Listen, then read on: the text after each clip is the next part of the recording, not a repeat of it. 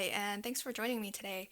So, I will be showing how to create one of these little swatch books that I have been really big on making the last couple days here.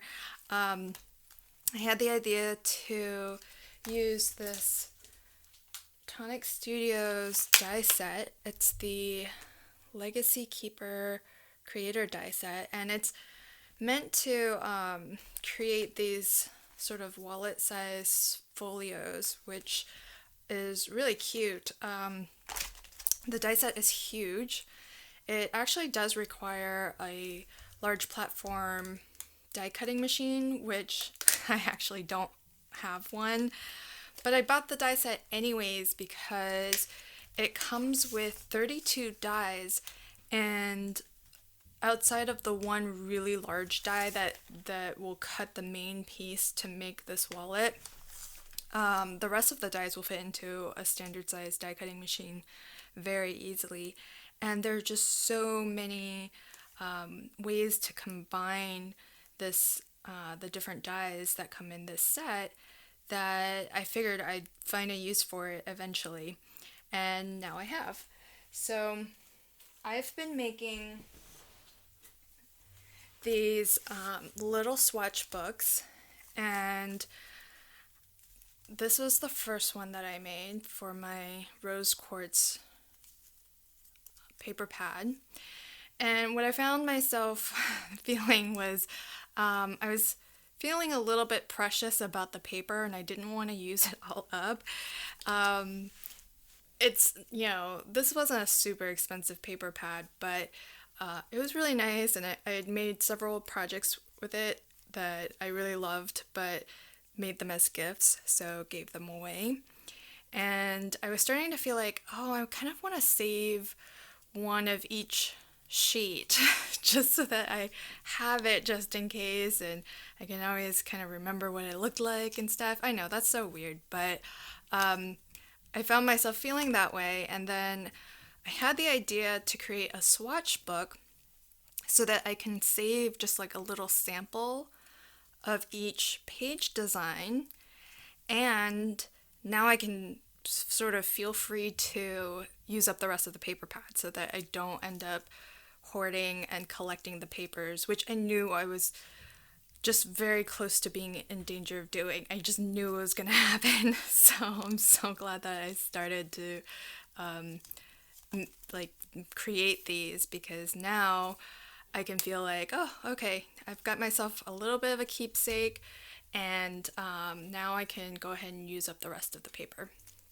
So the second one I created was this is a Prima Marketing swatch book of their Fruit Paradise paper collection. I used this paper to make my mom's recipe album book, and this one's a lot smaller than the rose quartz one because this paper pad really only has 12 unique designs, and so there aren't a lot of signatures in here.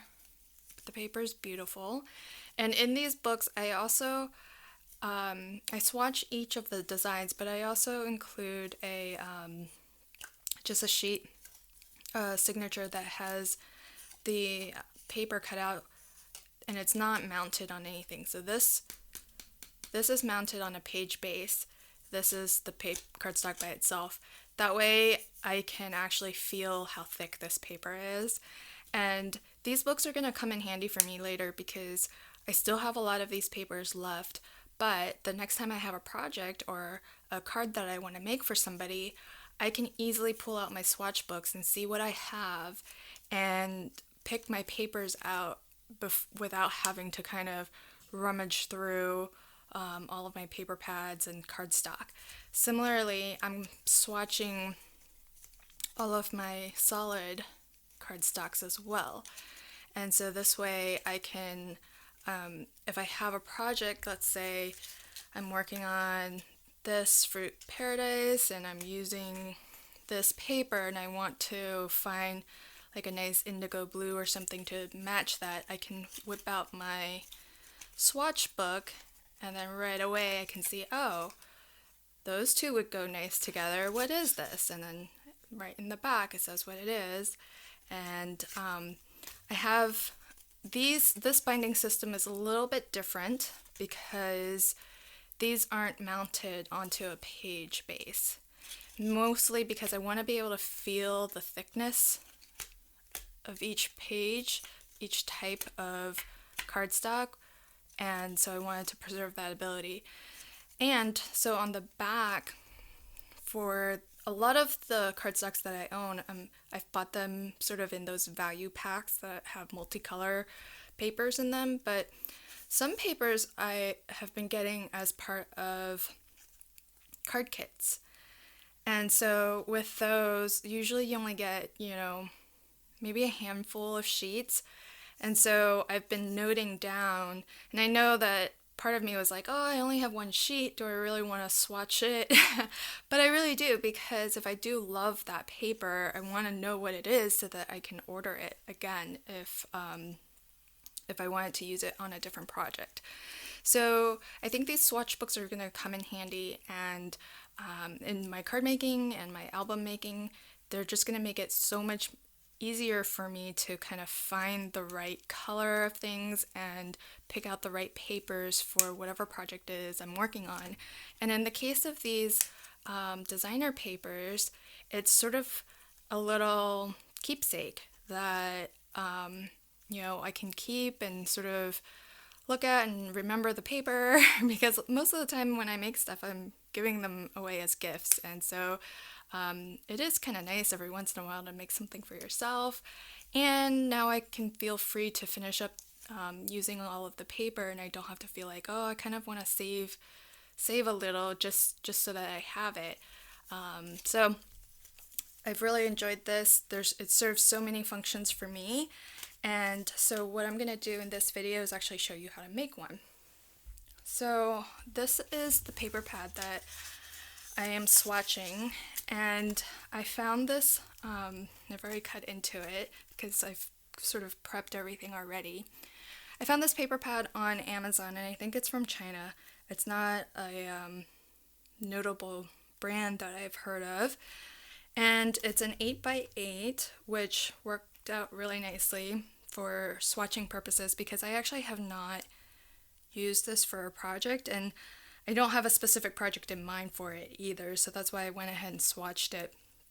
I have the Graphic 95 Ladies Diary paper pad, and I had considered swatching it, but then because that paper pad doesn't come with the patterns and solids that accompanies it, I just want to be really careful that I have all of the paper that I'm gonna need for, because with that I do have a project in mind. So this one I bought just out of curiosity because it looked kind of cool, and I really liked sort of the soft, vintagey, shabby chic kind of look to it. And by default, this is not a sort of design aesthetic that I'm comfortable kind of creating on my own.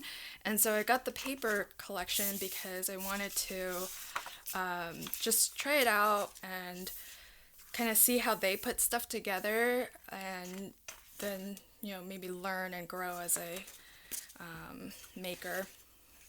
Now, one of the challenges with swatching before creating a project is that especially with a paper like this, there are some paper designs where it's just small repeating patterns, so it's easy to take a swatch out of it. However, there are other sheets and designs where the focal design element is just off to a corner, like it is in this case, and similarly like it is here. And even though maybe this is the key aspect of this particular pattern, and swatching it would then be a better representation of this design. However, I would want to use that as part of my project, so I don't want to swatch it. So that's a little bit of a trade-off. However, the one saving grace of swatching this ahead of time before creating a project out of it is that it is an 8x8. So I can still make like a 6x6 album or a 4x6 album and still be able to kind of have, large sections of the of each page to work from even after swatching it. So this is another example of where here are the two focal elements on this particular design. So I had to think, okay, what am I most likely to use in a project? And I'll probably, if I'm making like a 4x6 album, or a 6x6, I'll probably use this section down here because it has the word happy. And that still leaves me a nice section here. Maybe this could be used as a pocket folder or a tag or something like that. So it took a little bit of sort of thinking about a potential project that may or may not be. So I don't know if in the future I'll necessarily swatch a paper pad before creating a project out of it. It was definitely a lot easier to swatch the rose quartz and the Prima marketing papers because I had already created projects out of it. I had scraps to work from and swatch from, and I also didn't feel bad, swatching from other papers because you get so many sheets with the Fruit Paradise. I think there are 6 designs and you get 4 or 5 of each, so there was plenty left over. Anyhow, so that's a bit on that, just if you were to be swatching your paper pads, something for consideration. Okay, so to make one of these swatch books, you basically just need a few different elements. And I've pre-cut and in some cases assembled a lot of this already, just to save some time. So I'll show you the dies that I used. Really only used maybe 4 out of the 32 that you get. And so first off, you've got the covers. So you've got the front cover and the back cover. And that's this die here. So all I've done is I wanted a square bottom. So I lined up my paper so that it just touches this bottom edge here right before it sort of curves inward. And so I cut out a piece of the paper pad's cover. So that's where I got the Fruit Paradise one too. This was just the cover of the paper pad, which is always beautiful. It has good representation of the papers, and it's a little bit thicker than the paper that comes in the pad itself, so it's good for the cover for that reason as well. Now I also have cut out of just plain ivory 65-pound cardstock.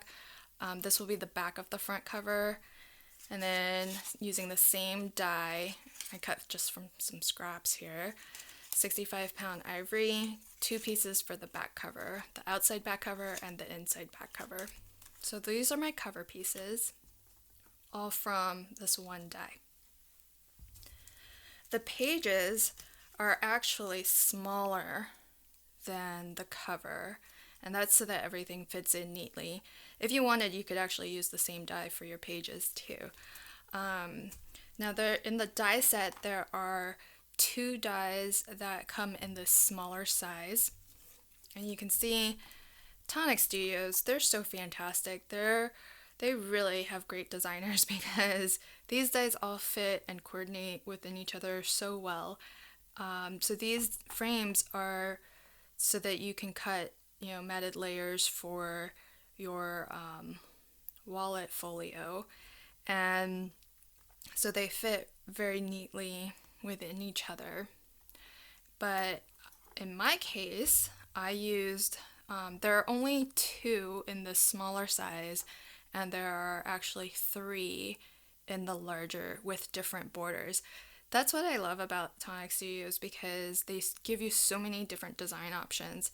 So this, for this book in particular, I'm using the scalloped edge. So that's this right here. So you can see it's got a scalloped edge to it. And for my Prima, I used the one that sort of has these hash marks cut into them.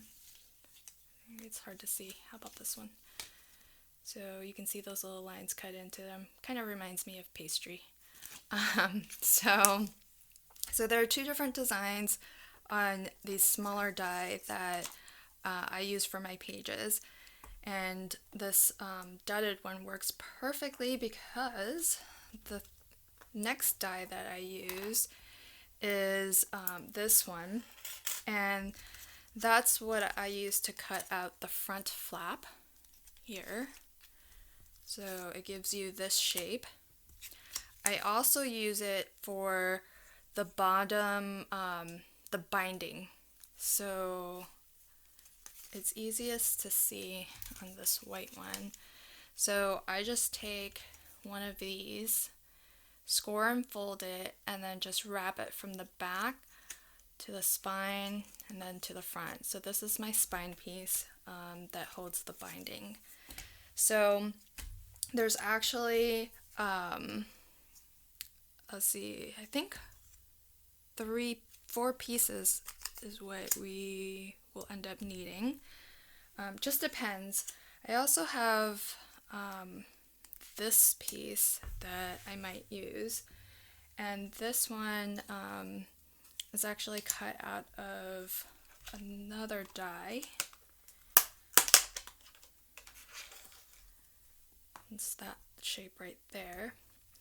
And so there's so many different options. This one fits perfectly with the cover. So you can see that fits perfect. It's the exact same width. Whereas this one is just a smidge less wide. It's like a little bit less narrow. You can see right there.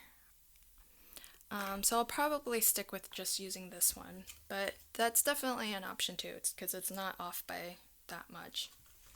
But like I said, this die set has so many dies in it. I haven't even scratched the surface of different combinations. So really 4 dies and you can create this little booklet. So I've got 4 pieces. Those will be my front and back top flaps. Now the only thing that doesn't have a die in the set is this top hinge piece.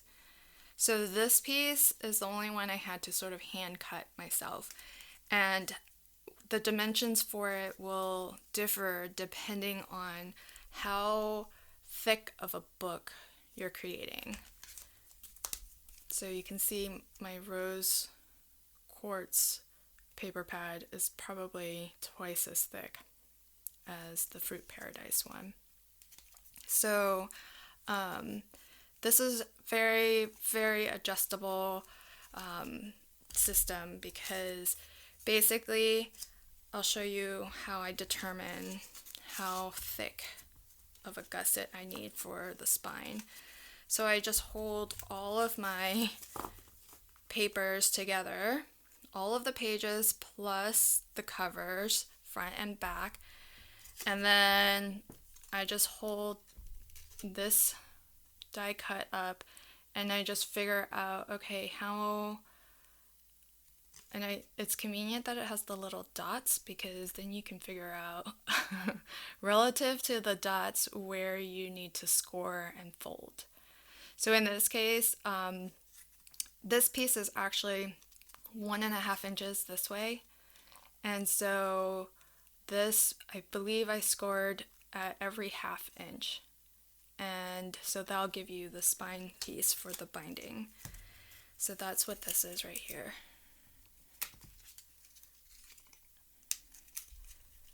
See? So, and it's probably a little thicker than what I need, but I'd rather it have just a little bit, be a little too thick than have it be too tight. I actually cut two because since this is the spine and it's going to get a lot of stress on it, it's going to have all of the, especially like in this case, it's going to have all of the pages attached to it with, I'm using embroidery floss here. I've actually put two so that I can double it up, and then I'll just sandwich the pattern paper between it. So, and then this is that top hinge. So once you have the width figured out on your spine, then you can sort of mimic that for that top hinge. So we had just determined that the gusset for the spine was going to be 1/2 inch. So what I did was I gave myself 1/2 inch of a flap that will attach to the front top piece, 1/2 inch gusset that matches the spine gusset, and then another 1/2 inch flap in order to attach to the back top piece. So now let's build, well, I kind of already pre-assembled this, but I'll just show you how to make the pages. It's pretty easy. All I did was I took my ivory 65-pound cardstock and folded it in half, and I lined it up just like I did for the front cover to these bottom corner edges before it starts to curve in. So this is the folded edge, and you put that folded edge right in that corner, and then you run that through your machine. So then that gives you your pages. So each of these is a signature, for example. And then with my pattern paper, I cut it the exact same way, except I didn't fold it. So I cut it in the same way that I cut the cover pieces.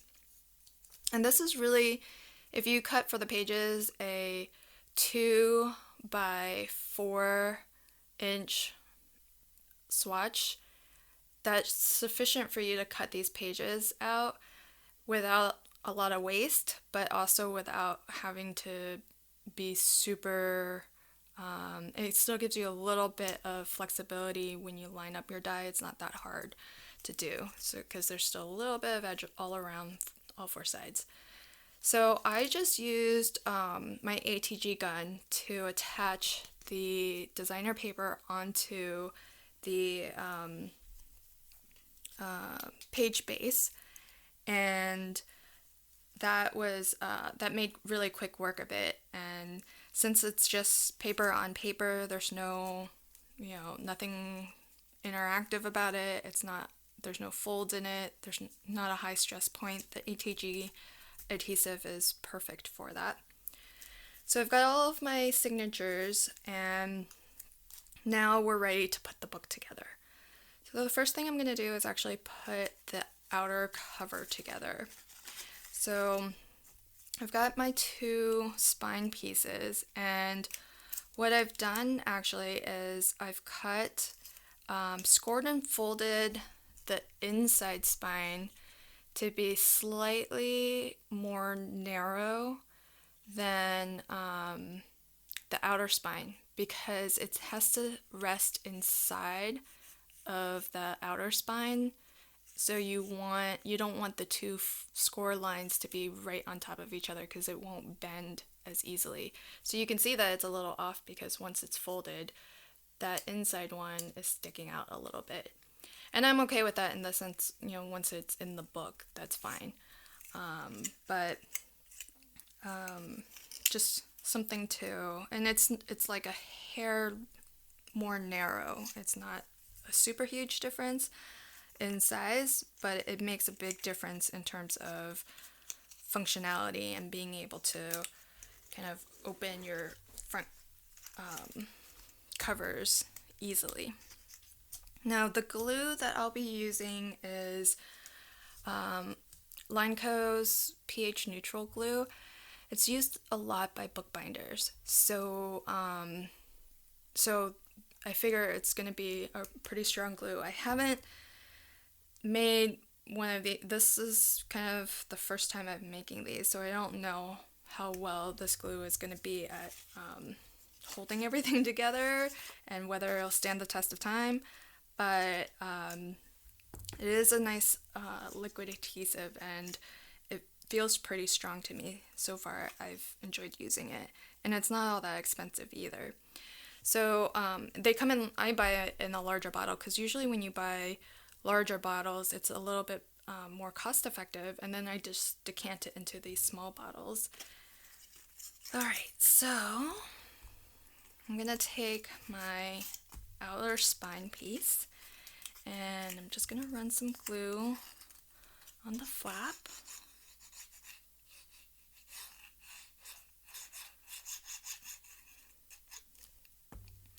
And I'm gonna put my spine down. Now I just want to be careful not to have that bottom edge creep over the fold line or the score line, because we want to preserve the bendability of this hinge here. So I'm just gonna wipe any excess that comes off, and like any other liquid glue, it gives you some wiggle time, but it does catch grip pretty quickly, and it does say that it's quick drying, but you still have plenty of time. You don't have to super rush to get things lined up. So that's our first piece. Now I'm going to put my back piece on. So that's going to go like that. I'm just going to put some glue.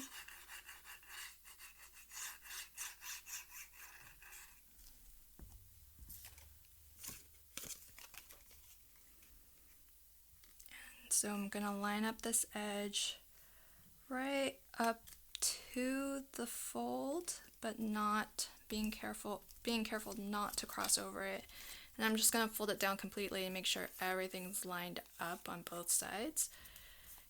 And by folding it down, you're also assured that this hinge will bend and fold as it should. And with any glue that you use, just make sure you're giving it a good burnish with your bone folder. I like to burnish on both sides. With the liquid glues, it's good because it spreads the glue out and just ensures that, so my page I think slipped a little bit, and it makes sure that it also is a nice even layer of adhesive. If you're using an adhesive tape, a lot of them actually require the pressure in order to reach their full sort of bonding strength. So now what I'm going to do is, this is my inside hinge, and you kind of have a choice here. So you can either put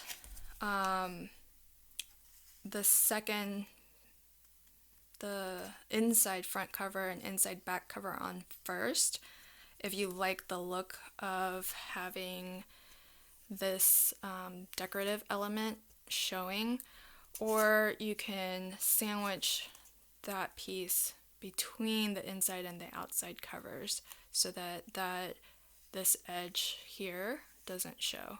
And that's how I like it. I like seeing that on the outside because there's, it's a nice contrast to the pattern paper, but on the inside I'm going to do it this way.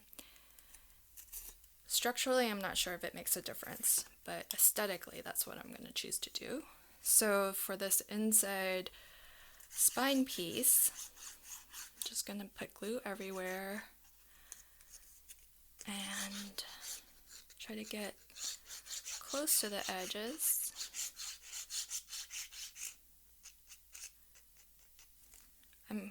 I'm generous with my glue.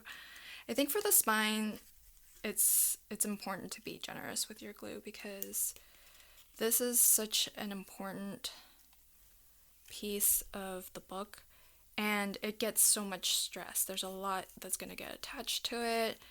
It's going to be very functional part of the book, and so you just want to make sure that it's secure, and that's one of the reasons why I'm doubling up on it, because there's a lot of embroidery floss that's going to get wrapped around it. This is a lot of layers because it's the base page, 65-pound cardstock, designer paper, so each page is actually 3 layers of cardstock. So this spine has to hold a lot. So I'm just going to make sure that this bends. I can already feel it stiffening up, which is one of the reasons why I like using liquid adhesive anywhere that I'm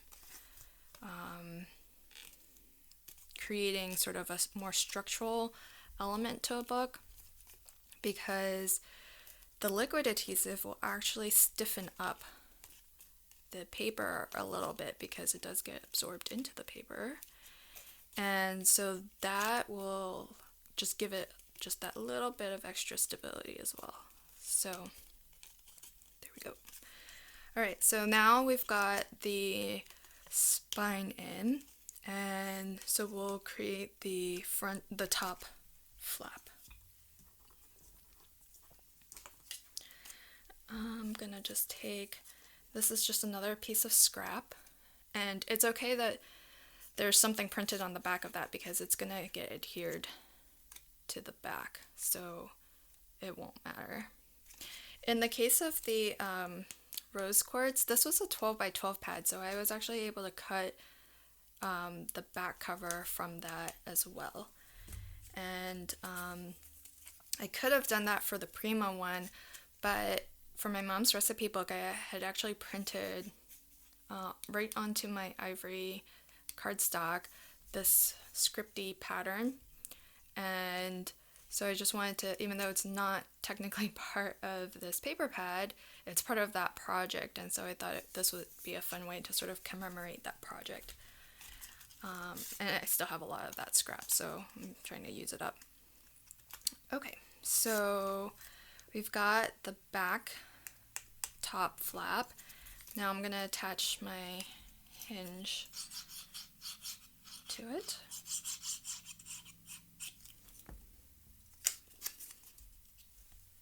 And same thing, just don't want to go over. This is on the outside of the flap, so you're not going to interfere with the foldability, but you just don't want to have this peek up when you're looking at it from the front. So just try to line that up as best I can. Burnish it. Can never burnish too much. Okay. Now for the front, I took this is also cut out from the front cover of the paper pad, and it's gonna go about there. So more liquid glue. For this top part, even though it's functional, there's some it's got the fold and flap and everything, but it's not a super high stress point, so that's why I'm not doubling up on this hinge like I did with the spine, because the spine, it's contending with all of the embroidery floss that's going to be wrapped around it, all the page flipping, it really needs to hold up to a lot of interaction, whereas this top flap just needs to hold up to you doing this. And so that's about as much action as that's gonna see. So I think one layer of cardstock is gonna be fine there. Okay, now I like to use a magnet closure because I think it's just easier for me anyways. And so we're gonna attach magnets to that as well. But before we do that, I'm gonna actually, so you do have an option here too. There's so many ways you can put this together. You can put this, this is the back, so you can put it on the outside, which gives you that look, or you can put it on the inside and hide it all together between the back, outside, and inside cover if you didn't like the hinge, or maybe you had used pattern paper here and you wanted to see more of the pattern paper. So a lot of different options. I'm gonna put it like this, and by putting it on the outside, that means I don't have to have an inside back cover, because usually if you put it on the inside like this, you would definitely want an inside back cover just so that you can hide all the inner workings of how everything is getting attached. And similarly, if you were to actually attach your hinge on the inside, you wouldn't even need this piece at all. You could just attach this hinge directly to your back flap. So you can kind of pick and choose how you want to assemble your book if you decide that this is something that you might want to do. There's a lot of different ways. That's why this die set's so awesome. There's so many different ways that you can use it, and like I said, I've only used for this project 4 dies out of the 32 that come in the set. And even with the one die that's too big to fit through my die cutting machine, there's still 31 dies that I have to use to pick and choose from. So still a lot of different projects just ready to be made with this die set. So I'm gonna push that down, and I can see the glue coming through, so I just use these blue shop towels because they are really good. They're absorbent, they don't leave any lint. This was just a piece that I accidentally tore, and they are conveniently something I have on hand too. So I gave that a good burnish. Let me burnish it from this side too. Okay, so now we've got our flap. So there we go, we're almost done. Now I want to put on my magnets before I put on the inside front cover and the inside top flap. So here's how I do that. I actually use these small magnets. They're only,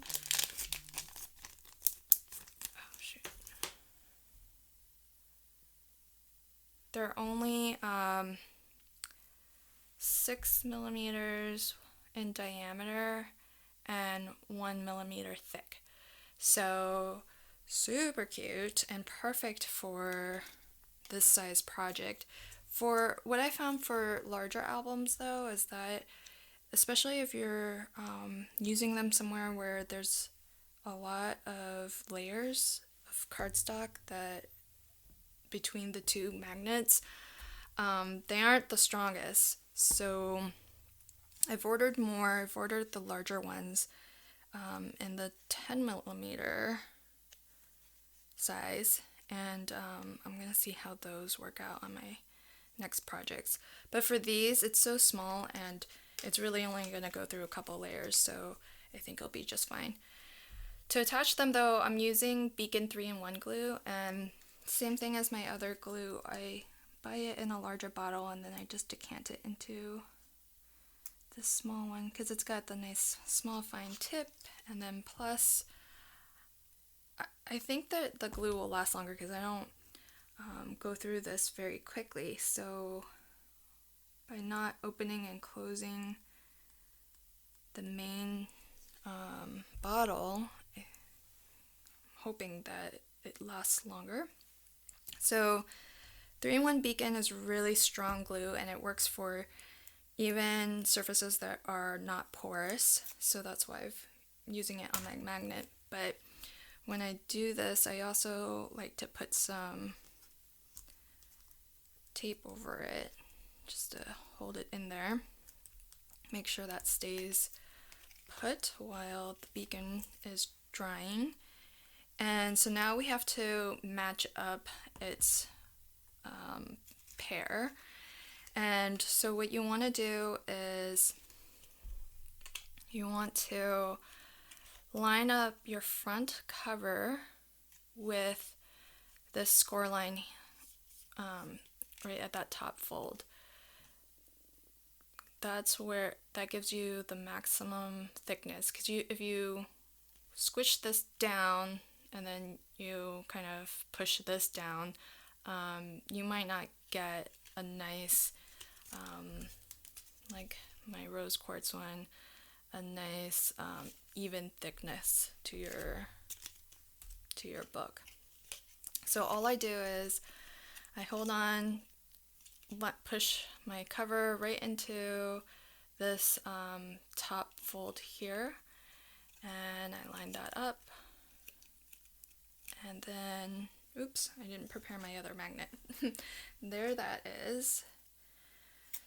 So I'm just gonna, so that's how the magnet is gonna attach. And so when you put it on to your paper, that's the side that's gonna need to face it. So I just put some double-sided adhesive tape. Oops. Put it on backwards. Let's just make sure. Okay. Actually, yeah, I did do it backwards because this is gonna attach like this. Just hold on to, line that up again. And then what I do is, there's my magnet, it's on some double-sided adhesive tape, and I'm just gonna sneak it. Let me show you that again. So I've lined everything up. These the rounded corners make it really easy to line it.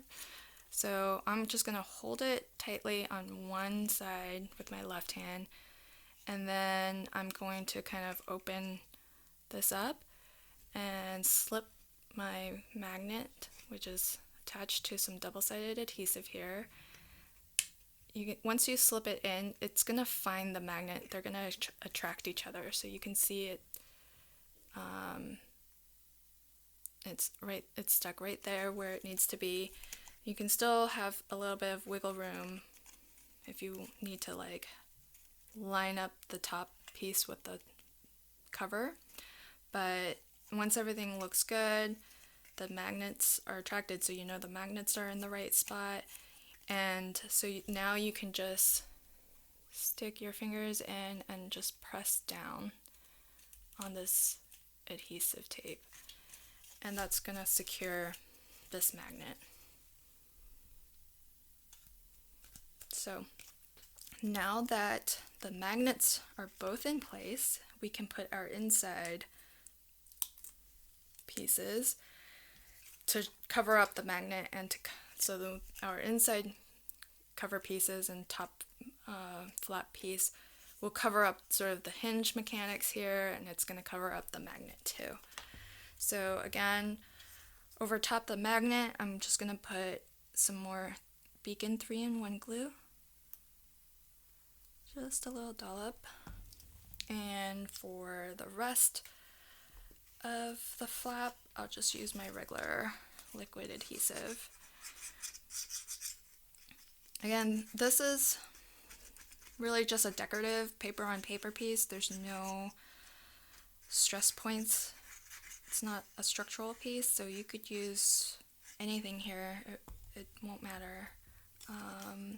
For the magnet, I would still probably use a strong glue just to make sure that it holds up nicely and stays in place, but otherwise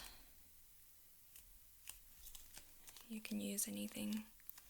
So let me make sure that it bends nicely, give it a good burnish all around.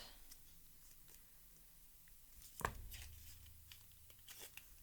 think my paper slipped a little bit. There we go. See, you still have time to move things around a little bit. It does grab quickly, but you still have a good amount of time.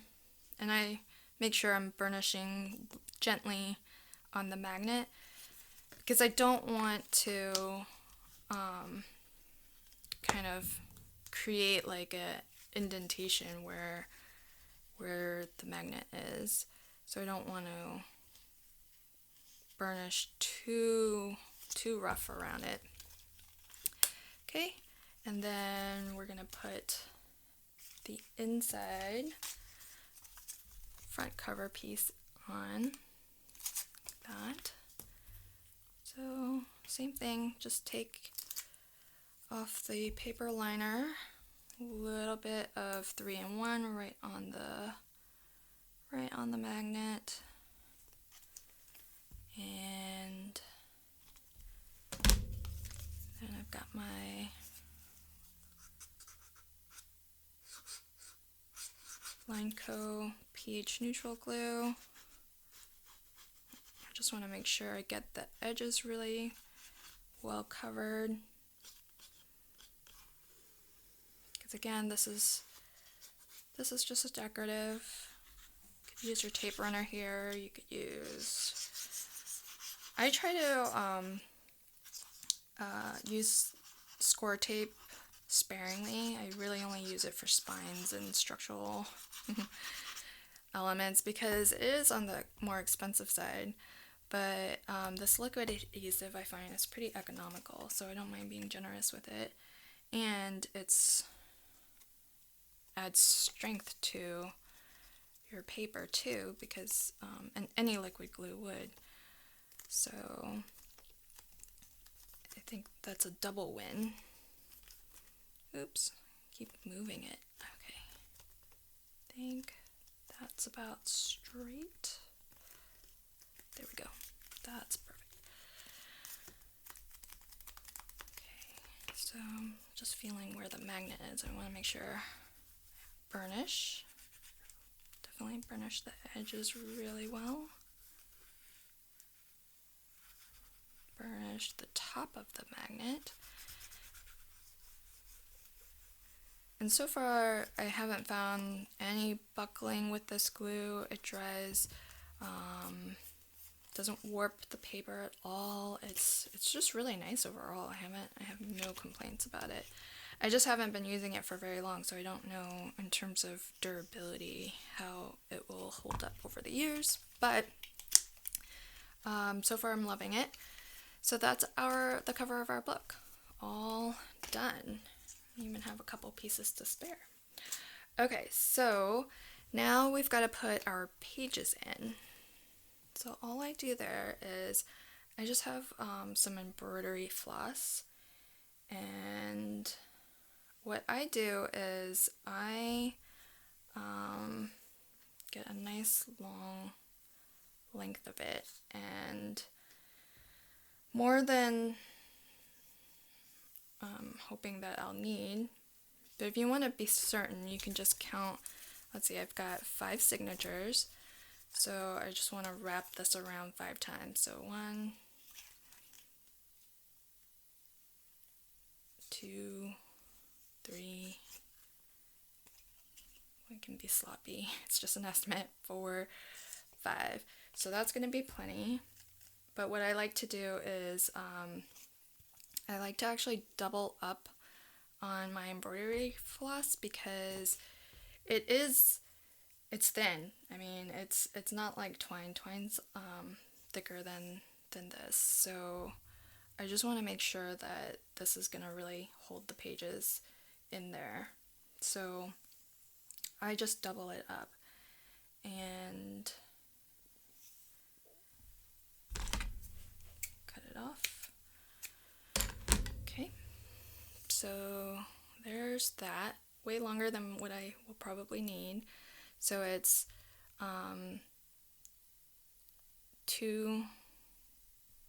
essentially two embroidery strings there. And this is going to go so fast. You're going to be impressed by how easy this is if you've never done this before. So you hold your book and your cover, and I'm not very particular about which pages go in what order or what orientation. So I'm going to hold my cover, I'm going to hold my signature open. I'm going to hold, just give myself a little extra at the bottom there.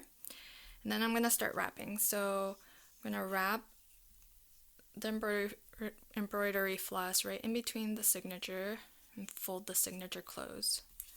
Pop the next signature in, open it up, and then I'm going to wrap my embroidery floss around the spine,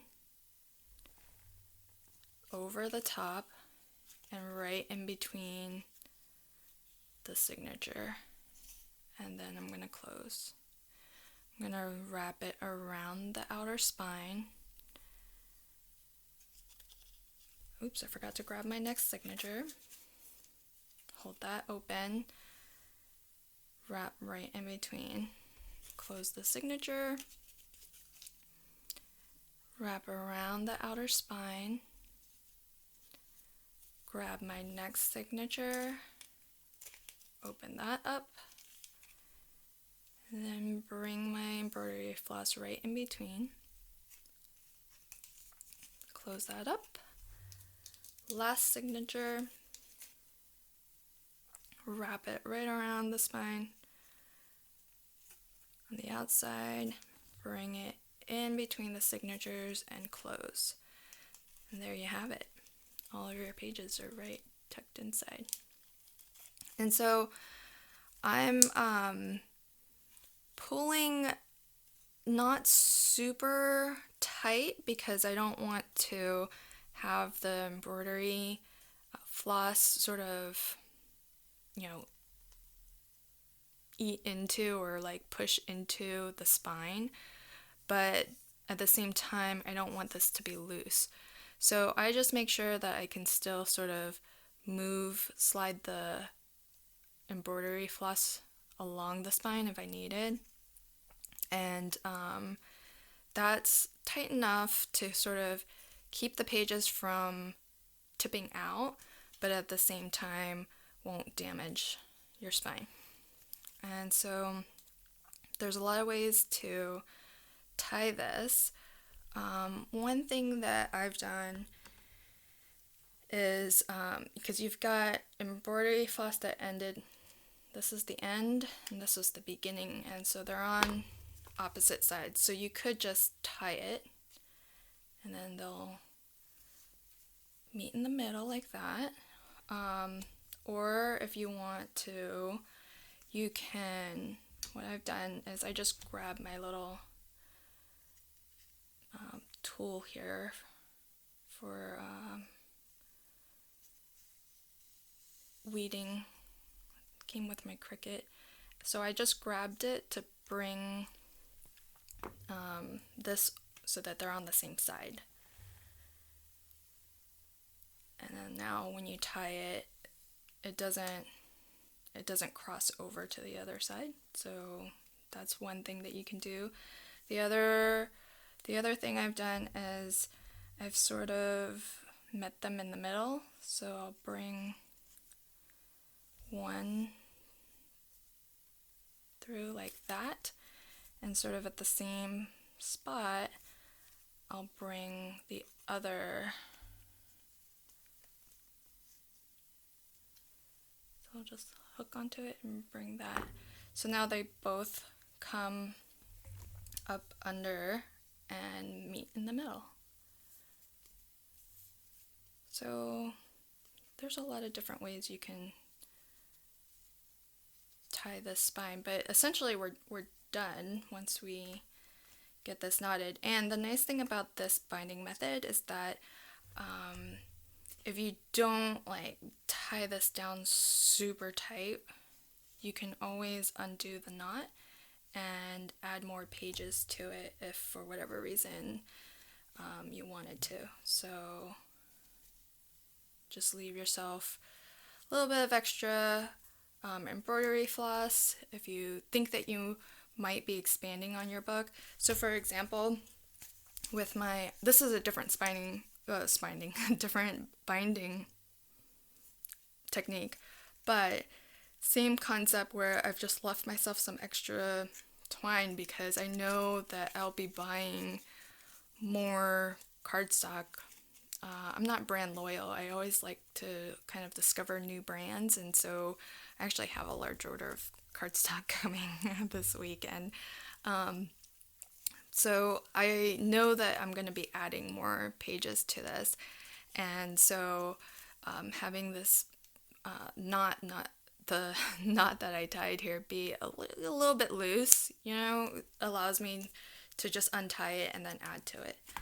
But here's our book, and it's got a beautiful spine to it, and